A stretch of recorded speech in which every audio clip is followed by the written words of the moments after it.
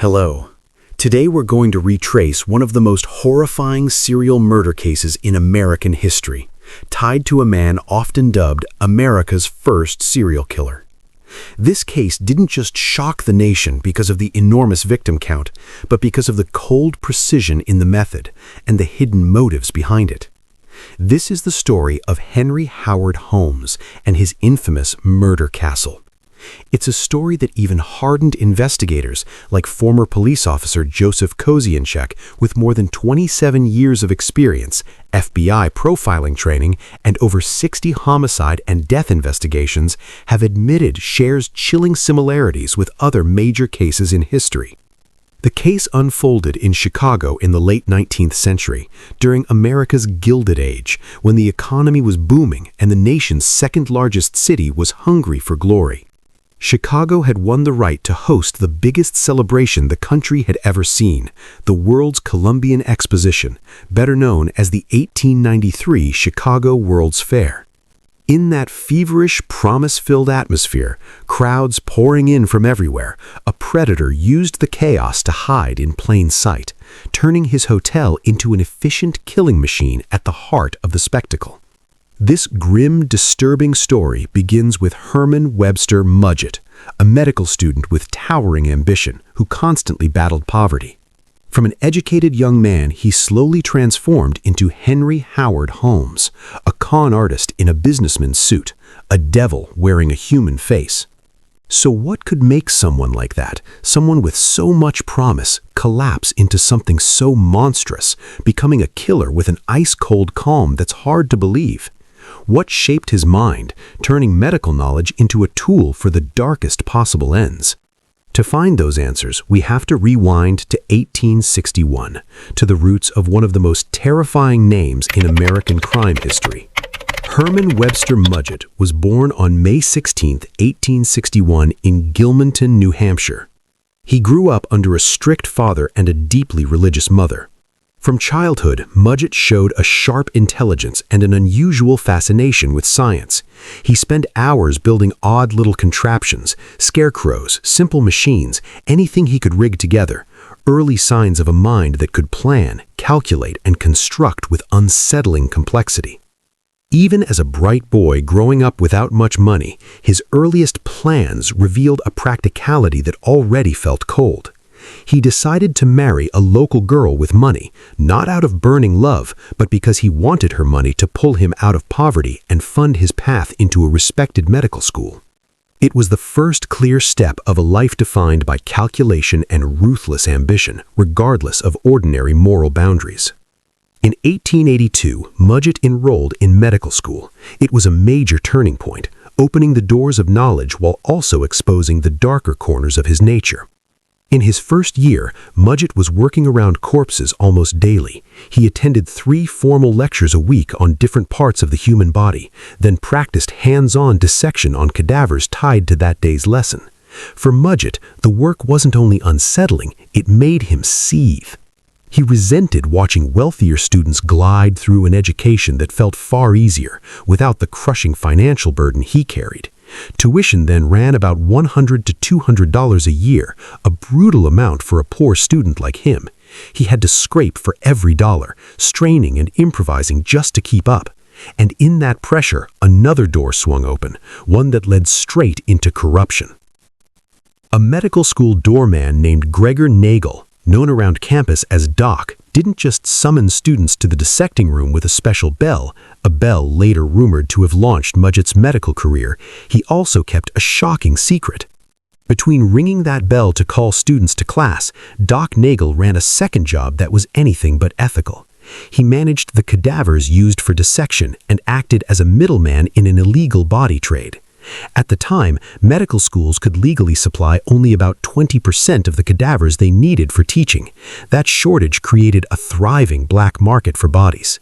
Doc Nagel, fully aware that the supply was often illegal, looked the other way for money. Mudgett was quick to notice this filthy little secret inside medical education, and in his calculating mind, the outlines of a huge profit built on the powerless dead began to glow.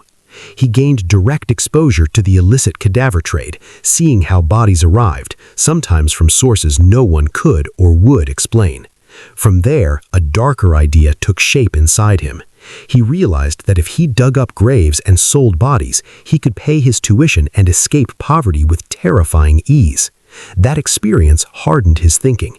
The human body stopped being something sacred and became a product with a price. And he didn't keep the secret to himself. Mudgett even shared it with a fellow student, Robert Leacock. In Leacock's autograph book, a note from Mudgett was later found, evidence of how close the two men were. "I am your true friend," he wrote, signed Herman Mudgett. They were dissection partners, spending dozens of hours a week for an entire year cutting into cadavers side by side. Out of those grim sessions, their friendship grew in a way that should have terrified anyone watching. After class, after the dissections, Leacock and Mudgett began dreaming up a grotesque get-rich scheme, using the very bodies they handled every day. Their plan was to take out a $40,000 life insurance policy on a man, then stage the deaths of his wife, his daughter, and the man himself. They would use prepared corpses to replace the real victims, manufacturing a tragedy from borrowed flesh. In the end, Mudgett would become the beneficiary of the massive payout and secretly share it with the hidden family he claimed had died. It was a mad idea, but the fantasy of wiping out an entire family for profit planted a seed inside Mudgett's mind.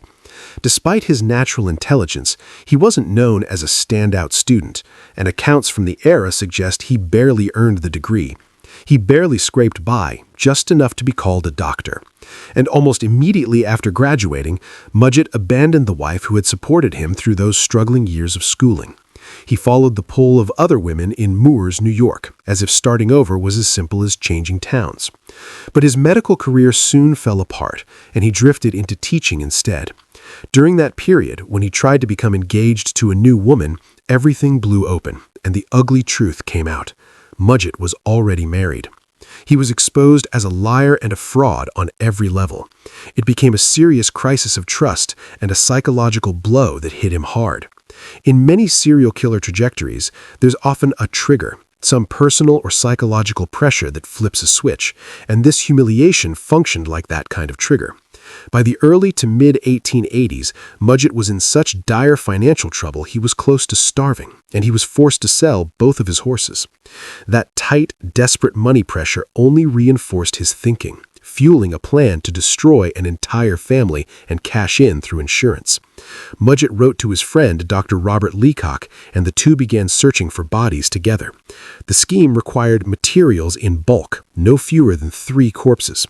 But a doctor requesting 3 bodies at once would raise immediate suspicion, and finding suitable bodies to stand in for an entire family felt too risky. So Mudgett decided to stage only his own death and run the scam that way. By 1886, he was bouncing between jobs, including pharmacy work, trying to keep his schemes afloat. He also filed papers to divorce his first wife, clearing the path for his disappearance. And then he married Myrta Belknap in late 1886, even though he was still legally married to Clara. Mudgett claimed that while in Minneapolis, he bought a $20,000 life insurance policy on himself. With Myrta as the beneficiary, he waited for a substitute corpse, one a company would accept as his. But there was a fatal flaw in the plan.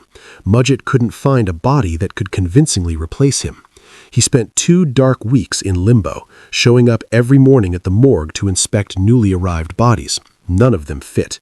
Later, Mudgett claimed that staring at corpses day after day for so long is what turned him into a killer.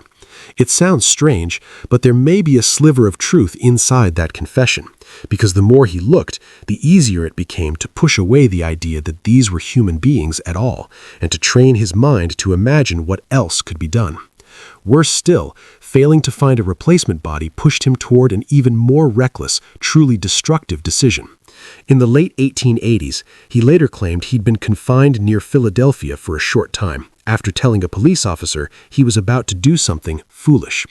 2 months later, he walked out with no remorse, only a new plan, even more terrifying. The most chilling part is that Mudgett wasn't truly insane. He used intelligence and careful planning to carry out what he did next. He began fixating on fantasies of killing, of control, of violence, and concluded that a fresh body was better than the preserved cadavers in the dissection room. Fresh bodies, he believed, were more useful for the ends he had in mind. Instead of waiting for a free corpse from the medical system, Mudgett formed an idea that was bolder and far more brutal. He lured his closest friend and former partner in that get-rich scheme, Dr. Robert Leacock, to Chicago, and there he allegedly killed him without hesitation, using an extremely powerful drug. The fact that he could kill someone who had once been a friend, possibly even an accomplice, shows just how fully a serial killer's mindset had taken shape. All the familiar patterns, the fantasies, the rehearsed thinking, the need for control, seemed to have hardened inside him. Afterward, Mudgett dismembered Leacock's body in a hotel bathroom, an act he later described with disturbing detail. In his own telling, he lingered on the description, as if he took satisfaction in providing it. At the same time, he tried to justify what he'd done as a matter of business. That justification reveals the final shift. The body was no longer a person to him, only merchandise with a market value. From that single crime, he collected at least $20,000 in insurance money. A body, dressed in his clothing and carrying his identification, was arranged so the insurance company would find it. After repeated close calls and calculated escapes, he added another $20,000 to his bank account. On the surface, it looked like money was the main motivation, but in truth, this was a man who spent immense time imagining death and killing. The murder wasn't merely a means to cash, it was part of fulfilling the fantasy he had been building for years. He used money from his scams and, in his own telling, from murder, to buy land in Inglewood, Chicago. Construction began in 1887 as a two-story building with storefronts below and rooms above, the first public face of what he wanted to build. In 1892, he added a third floor, positioning it as a hotel ahead of the 1893 World's Fair, and that's when the castle legend really took hold. Later, those systems would be put to work in his new line of business. From here, Mudgett reinvented himself completely as Henry Howard Holmes, a businessman who was also a killer. Some accounts claim Holmes hired a man named Warner, a mover, under the pretense of developing a new kind of oven. He had Warner build a glass-lined furnace in the basement, supposedly to impress and deceive investors. It marked the start of the next stage, murders committed as part of business. Some accounts also claim Warner later became one of Holmes's victims. Holmes obtained 2 checks with Warner's signature for small amounts, then cleverly added the extra words and numbers needed to withdraw a much larger sum from the bank. If Warner discovered the forged checks, Holmes would be exposed, so he had to ensure Warner couldn't speak. Holmes lured Warner into a large furnace in the castle's basement. He shut the door and turned on the fuel at full blast. In a short time, nothing remained, not even bone. Holmes may have looked like an ordinary man on the outside, but he operated by a private moral code of his own. He understood exactly how wrong and cruel his actions were, yet he kept going without a trace of regret. From there, he industrialized a habit he'd learned back in medical school, robbing graves and selling bodies. He turned it into a system, a business with routines and process. Even old coffins weren't wasted. They were reused and resold for profit. His castle became the center of an underground corpse trade, where bodies stolen from cemeteries were sold to medical schools. While that body-selling operation was thriving, Holmes later claimed he accidentally killed another doctor he was doing business with. According to the story, it happened during an argument over unpaid rent, and Holmes struck him down to the floor with a heavy club. The moment it was done, he realized he had to make the crime disappear. With a body upstairs and a stolen cadaver business running in the basement, Holmes saw selling the remains to a medical school as the most practical solution. He then sold the body to a medical school in Chicago. And once he had an easy way to dispose of bodies, business murders became routine, part of the workflow. After a series of letters back and forth, Holmes lured a Southern investor to the castle. There, he used a length of gas pipe to deliver a fatal blow to the man's head. The strike was so violent it crushed the skull, making the body nearly useless to the buyers who wanted clean cadavers. That mistake revealed a lack of calculation because medical schools typically didn't want bodies showing obvious signs of attack. So, in pursuit of the perfect cadaver for dissection, Holmes built a secure vault-like room in his top-floor office, one that could be fed gas from outside. And he discovered a new way to force businessmen to sign over money. He lured a wealthy man into that hidden room and tried to make him sign checks and transfer orders worth tens of thousands of dollars. At first, the man refused, but by alternating intimidation and violence with gassing him until he became sick, Holmes forced him to sign the papers. By that point, he was no longer merely a con man. He had evolved into something far more brutal. Men like him take satisfaction in knowing their victims are suffering under different methods of attack. For him, that suffering fed the sick fantasies he carried. He was fully willing to abuse and exploit others for profit and for personal gratification. To Holmes, chloroform was the perfect weapon. It was an anesthetic that could leave little obvious evidence that someone had died by unnatural means. He obtained his supply through contacts in the pharmacy side of the business, people who could get what he wanted without asking too many questions. A huge demand for chloroform in itself was a telling sign. No one buys that much unless they're knocking out many people and using it to control victims. The castle's design was a living blueprint of how his mind worked. It showed he had built a true murder factory. To avoid suspicion, he hired different craftsmen for different sections so no one could see the full plan taking shape. Holmes remains one of the most unusual figures in the history of serial killers.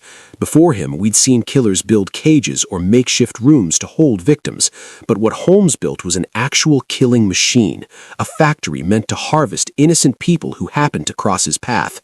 He rented out 5 storefronts on the lower level and leased offices and bedrooms above. Most importantly, he needed to move bodies through the building without being seen. He could drag a corpse unseen through his work areas into a private bathroom. That room had a trap door that dropped the body into the bathroom below. From there, a body could be pulled into a dissection room right next door. At the far end was a chute. If a body was pushed into it, it would fall onto a collection platform below. To retrieve it, Holmes would go back to the bathroom where a hidden staircase led down to that platform. From that point, he could slide the body into a chute that ran straight down into the basement. The entire system let him control victims and move them along and downward, turning the castle into a 3-story killing machine. It helped him pull innocent people into the death trap he called his castle. Guests who stayed there later said the layout felt like a maze, built on purpose to make people lose their bearings. Holmes converted certain rooms into killing rooms. He installed valves outside so gas could be fed into bedrooms through the lines. That meant he could use chloroform to subdue guests while they slept, then move their bodies into the central disposal system without anyone seeing. He even built a special box lined with tar to prevent leaks when transporting victims for sale. At this stage, he felt no remorse at all for the suffering he caused. And for us, that may be the clearest definition of evil. By 1894, the first bodies were beginning to vanish into the killing system inside Holmes's Chicago hotel. That fit perfectly with his larger plan, lining up victims, taking out life insurance policies on them, then killing them to collect the payouts. He intended to stack up enough dead policy claims to demand nearly $250,000. But he wasn't killing only for insurance money. He also killed because there was an even easier stream of cash, selling bodies to medical schools. Schools like Hahnemann Medical College and the Chicago Medical College hired a mechanic named Charles Chappell to turn corpses into anatomical specimens, and Holmes, coldly practical, offered Chappell work inside his castle. First, he asked Chappell to remove an arm from a male corpse. Then he showed Chappell the body of a woman he had prepared for sale. The condition of the body was so altered it barely looked human anymore, as if the person had been reduced to raw material. A significant amount of tissue had been removed. That kind of processing wasn't just gruesome, it was the total stripping away of identity, turning a person into an object. Investigators later treated details like missing tissue as a serious red flag because it could suggest something even darker, including the possibility of cannibalistic behavior. What's striking is how corruption inside the medical system of that era helped Holmes get away with it. Medical institutions were willing to pay $20 to $30 per body, sometimes even covering transportation costs. For Holmes, that was a major incentive because he could supply 30, 40, even 50 bodies without dealing with any complicated paperwork. For a professor at a struggling medical school, a steady, hassle-free supply of cadavers was basically a dream come true. To squeeze out even more profit, Holmes installed 2 large vats in the hotel basement. One held carbolic acid, a chemical that could dissolve flesh. The other held bleach to whiten bones. After that, he handed the bones to Chappell to assemble into display skeletons. Holmes could make about $170 from a single assembled skeleton. From a business perspective, it was efficient. He wasn't just selling bodies, he was extracting value from every part, multiplying profit in the most inhumane way. And those skeletons were highly sought after by medical students for study. Throughout 1892, Holmes operated a fully integrated system, killing, processing bodies, and selling remains with a smoothness that should make your skin crawl. But he didn't stop there. After he'd satisfied himself with murder for money and profit, he moved into the next phase, sex-driven killings. Holmes's descent began with insurance fraud, then it escalated to trafficking bodies, and finally he seemed to lose any remaining sense that other people were human at all. He decided he would use the power he knew he had over others to exploit them for sexual gratification, and he shifted his focus towards women. Women were often drawn to him. He knew how to flirt, how to charm, and how to present himself as unusually confident and impressive. Large numbers of women were pulled into his orbit, almost as if it were a system. He lived with his wife, Myrta, and their daughter, Lucy, in Wilmette, a suburb outside Chicago. Myrta described him as a devoted husband, loving, attentive to their child, always insisting on having a pet because he loved animals. It was proof of how perfect a mask he could wear to hide what was underneath. Holmes also liked hiring women into his businesses. He employed female typists, maids, and sales clerks. He even publicly supported the then modern idea of women working outside the home, going so far as to create an employment agency for women. But the real purpose wasn't to help them. It gave him a steady pipeline of potential victims. Among those targeted were 3 young women working in his restaurant. He attempted to use chloroform to overpower all 3 at once. Historically, it's unusual for many serial killers to begin sexually motivated assaults this late into their criminal progression. For many, sexual compulsion is the engine that starts the killing in the first place. But Holmes seemed to realize he could kill without being caught. Then he shifted into sexual predation because he believed he could erase the evidence afterward. Holmes also rented out a jewelry shop in the castle to a jeweler named Ned Connor, also known in some records as Edward Hatch. Connor moved in with his wife, Julia Smythe, and her young daughter, Pearl. Holmes gave them rooms above the shop and offered help, including giving a teenage girl connected to the family a job. The Connor family owed Holmes, financially and socially, and that imbalance was exactly where he liked people. It was also where his old fantasy returned, the idea of killing an entire family, a nightmare first imagined in the dissection room. Within months, the younger sister died under mysterious circumstances. Holmes later claimed that when she rejected his advances, he began poisoning her. Her death shattered the Connor marriage. Julia Smythe then began an affair with Holmes, unaware she was entangled with a man living behind layers of lies. Julia became pregnant.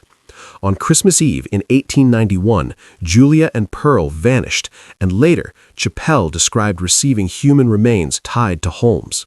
And the dismembered remains of her daughter were hidden on the property, erased like evidence instead of mourned like a child. When he killed Julia's daughter, he wasn't just killing, he was eliminating a witness. An 8-year-old was, to him, simply another loose end. If he believed he needed to protect his secret, he would kill without hesitation. It seemed Holmes was slipping away again, even reinventing himself as a best-selling author. His lying book fooled the public, selling a story about how he used murders to scam the insurance world. But Philadelphia detective Frank Geyer spotted Holmes' fatal mistake. Holmes kept the Peitzel children's letters he never mailed, and those pages helped Detective Geyer follow the trail back, helped him find the scattered graves, the places the children had been, and the cities Holmes moved through. Holmes kept those letters in his own hands and never sent them to the children's parents, and keeping them is what tightened the noose around his neck.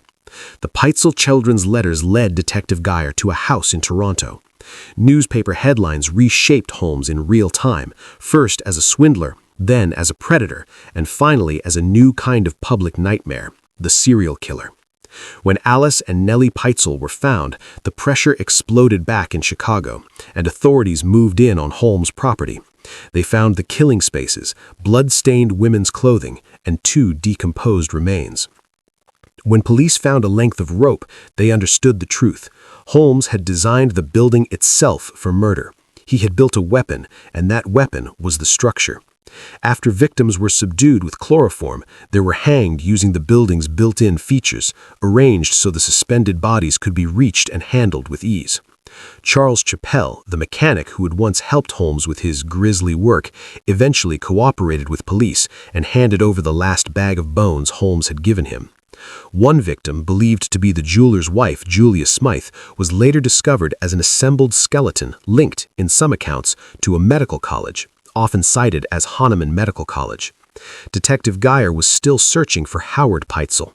1 month after the 2 girls were found, Geyer followed the trail into Indiana, where evidence surfaced tied to Howard Peitzel's disappearance.